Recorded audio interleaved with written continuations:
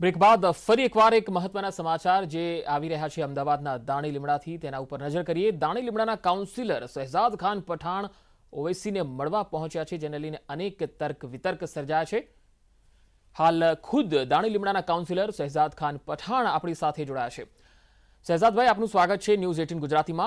સૌથી પહેલા તો એ જણાવશો કે આજે આપ મુલાકાત કરવા માટે પહોંચ્યા હતા ઓવૈસી સાથે, શું તેમના તરફથી આપને મુલાકાત માટેનું આમંત્રણ હતું કે તમે સ્વયંભૂ એમને મળવા પહોંચ્યા? जी, AIMIM के जो राष्ट्रीय अध्यक्ष है असदुद्दीन ओवैसी साहब, उनसे मेरे पुराने 1-2 साल पहले के ताल्लुकात है। जिस समय मैं NRC CA के समय प्रोटेस्ट के समय जब मुझे जेल की गई थी, उस समय उन्हें मुझे 2-3 बार मदद उनकी तरफ से मुझे मदद की गई थी। तो ऐसे ही आज धन्यवाद के तौर पे मेरी उनसे शुभेच्छा मुलाकात थी। पर शहजाद भाई, अभी आप मुलाकात करने पहुंचे हैं तो ऐसी अटकलें लगाई जा रही हैं कि आने वाले दिनों में आप शायद कांग्रेस छोड़ भी सकते हैं और ओवैसी की पार्टी भी ज्वाइन कर सकते हैं। क्या ये अटकल पे आप कुछ कहना चाहेंगे? अब देखो, किसी सियासत वाला इंसान किसी सियासत वाले से मिलता है, पॉलिटिकल इंसान से मिलता है, तो जाहिर सी बात है पॉलिटिकल चर्चा होना और पॉलिटिकल बातें होती ही रहेगी। तो जब हम लोग मिले तो ऐसा तो था नहीं कि सिर्फ हम लोगों ने हमारी बात की। हाँ, जाहिर सी बात है पॉलिटिकल जो अहमदाबाद शहर की जो पोजीशन है, मुस्लिम समाज का जो मुद्दे हैं, अन्य समाज के, दलित समाज के जो मुद्दे हैं, उस मुद्दों को लेकर भी हमारी चर्चा हुई है। लेकिन सबसे फर्स्ट प्रायोरिटी और मेन मकसद यही था कि NRC CA के समय जब मैं जेल था तो उनकी काफ़ी मदद रही, मुझे उनका काफ़ी उनकी शुभेच्छाएं रही थी उस समय। तो ऐसे ही धन्यवाद के तौर पर मेरी मुलाकात हुई उनसे। शहजाद भाई, आपने पार्टी को इन्फॉर्म किया था कि आप ओवैसी से मिलने जा रहे हैं? क्योंकि भरत सिंह सोलंकी थोड़ी देर पहले ही बोल रहे थे कि मुझे कुछ पता नहीं है वो कहाँ मिलने गए हैं, और चेतन रावल भी थोड़ी देर पहले हमारे साथ जुड़े थे, उन्होंने भी यही कहा है कि ये मुलाकात हो सकती है, लेकिन ऐसा नहीं है कि वो कांग्रेस छोड़ देंगे। हाँ, सीधी बात, मैंने आपको जैसे कहा, फिलहाल ऐसा कोई मुद्दा नहीं है कि मैं कांग्रेस छोड़ के जा रहा हूँ। मेरी एक शुभेच्छा मुलाकात थी, जैसे मैंने आपको कहा कि उन्होंने एक समय मुझे मदद की थी। तो एक ऐसा पॉलिटिकल जो हमारा एक मुद्दे है गुजरात में, तो गुजरात में कांग्रेस हो या AIMI हो या आम आदमी पार्टी हो, सबका एक ही मुद्दा है कि जो नरेंद्र मोदी की जो विचारधारा है, जिस तरीके से भाजपा ने गुजरात में इतने सालों से उनका गंदा राज चला के रखा है, हम सबकी लड़ाई उनके खिलाफ है। तो जाहिर सी बात है जब हम लोग मिले तो नरेंद्र मोदी और जो उनकी नीतियां हैं उनके खिलाफ, और उनके खिलाफ क्या रणनीति होगी, वही बात हुई है हम लोगों की, उससे ज़्यादा कोई बात नहीं हुई। और फिलहाल कांग्रेस छोड़ने का ऐसी कोई बात और ऐसा कोई नहीं था। हमारी दोनों की मुलाकात एक शुभेच्छा मुलाकात थी। शहजाद भाई, क्या आपको अगर ओवैसी की पार्टी की तरफ से न्योता मिलता है शामिल होने का, तो क्या आप कांग्रेस छोड़ देंगे? नहीं, फिलहाल मैंने आपको बताया कि ऐसा कोई भी बात नहीं है कि मैं कांग्रेस छोड़ के जा रहा हूं। और भविष्य में आपको पता है कि इलेक्शन का साल होगा, तो भविष्य में ऐसा कुछ होगा तो जाहिर सी बात है आपके न्यूज़ चैनल को बताया जाएगा, और जो भी होगा वो सारे अहमदाबाद को और गुजरात को पता चलेगा। तो कांग्रेस में अभी सब कुछ ठीक ठाक चल रहा है? क्या आप मान रहे हैं कॉर्पोरेशन, AMC कॉर्पोरेशन में भी कांग्रेस में सब कुछ ठीक ठाक चल रहा है?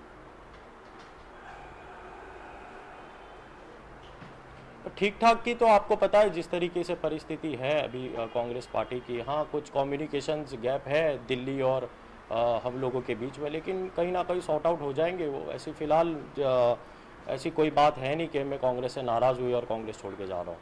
देखो, यही बात मैं आपको बता रहा हूँ। जैसे आपने बताया कि दिल्ली और गुजरात के बीच में जो कम्युनिकेशन गैप है, जिस तरह से आप भी विपक्ष के नेता के काफ़ी दावेदार माने जा रहे थे AMC में, लेकिन वो नहीं तो हुआ। जाहिर सी बात है हमारे इंचार्ज, जहाँ तक आपको पता है, जहाँ तक आपको पता है, और मुझे ही नहीं पूरे हिंदुस्तान को पता है कि जो हमारे इंचार्ज थे राजीव सातव जी, वो कोरोना के समय जिनका मृत्यु हुई, तो इसलिए हमें बहुत दुख है।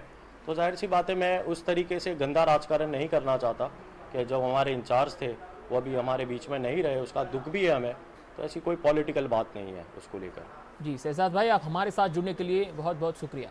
तो आ હતા દાણી લીમડાના કાઉન્સિલર શહેજાદ ખાન પઠાણ। ઓવૈસીને મળ્યા બાદ તેઓ ન્યૂઝ 18 સાથે જોડાયા અને તેમણે કહ્યું છે કે રાજકીય ચર્ચાઓ થઈ છે અને ઘણા બધા મુદ્દાઓ પર ચર્ચા થઈ છે અને પાર્ટી છોડવાને લઈને કોઈ જ નિર્ણય નથી લીધો અને ના તો હું પાર્ટી છોડીશ એવું તેઓ કહી રહ્યા છે। નેટવર્ક 18 અને ફેડરલ બેંકનું જાગૃતિ અભિયાન સંજીવની અ શોર્ટ ઓફ લાઈફ દેશભરમાં કોવિડ-19 વેક્સિનેશન માટે જાગૃતિ ફેલાવી રહ્યું છે. આ અભિયાન કોરોનાથી સૌથી વધુ પ્રભાવિત 5 જિલ્લાઓમાં પહોંચી રહ્યું છે. સંજીવનીની 5 ગાડીઓ અહીં પહોંચી રહી છે અને અત્યાર સુધી 562 ગામો સુધી પહોંચી ચૂકી છે. આ અભિયાન થકી અત્યાર સુધી 1,90,000 લોકો જાગૃત થયા છે. રસીકરણનું મહત્વ તેમજ ફાયદા વિશેની જાણકારી પણ આ અભિયાન લોકોને આપી રહ્યું છે. સાથે સાથે આ અભિયાન આપણા ફ્રન્ટલાઈન આરોગ્ય કર્મીઓની મદદ માટે પણ આગળ આવી રહ્યું છે.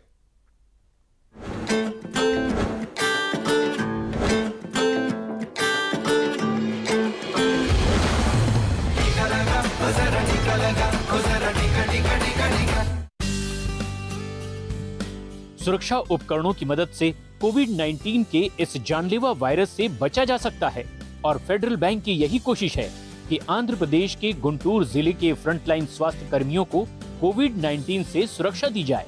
After seeing the activities today, the kind of response that we are getting here, I am very happy that the campaign that the bank started with Network 18 and United Way is reaping its results.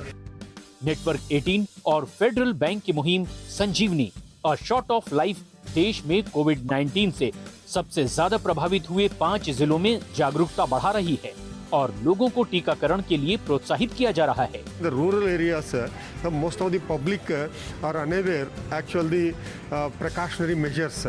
So that reason these people are commuting to other areas for regular work. So that reason now these people are innocently infected with COVID infection. In this desperate situation, this Sanjeevani project might be useful and to sensitize the public to wear the mask, gloves and practice the prevention measures as well as to come for the vaccination.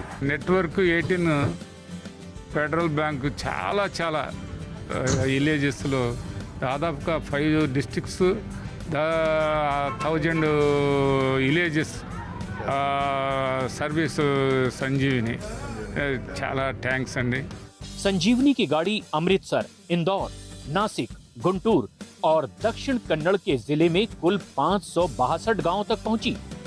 What satisfies us more is the kind of involvement in the village all across.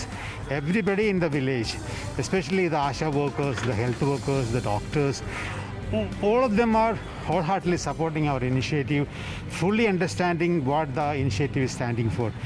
Today we see the corporate social responsibility in its full form here. I am very happy about that.